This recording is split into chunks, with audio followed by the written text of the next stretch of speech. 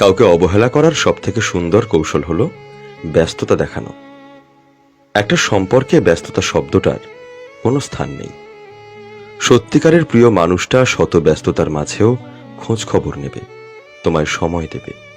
কি করছো, কেমন আছো, খাবার খেয়েছো কিনা, তোমার শরীর সুস্থ আছে কিনা।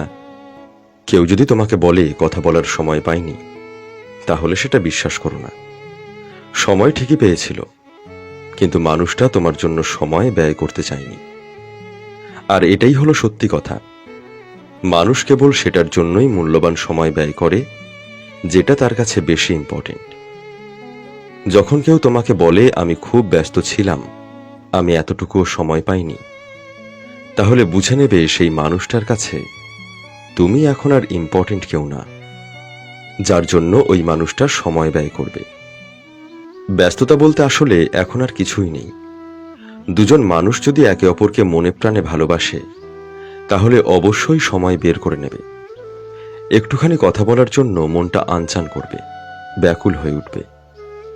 তোমার সাথে কথা না বলতে পারলে অনেক রাগ করবে, আর তোমার কণ্ঠ শোনার সাথে সাথে তার রাগ কমে যাবে।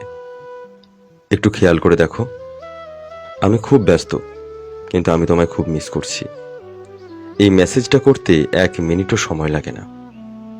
অফিস টাইমে বা খাবার খাওয়ার সময়ও যেমন করা যায়, আবার রাস্তার একপাশে দাঁড়িয়েও করা যায়।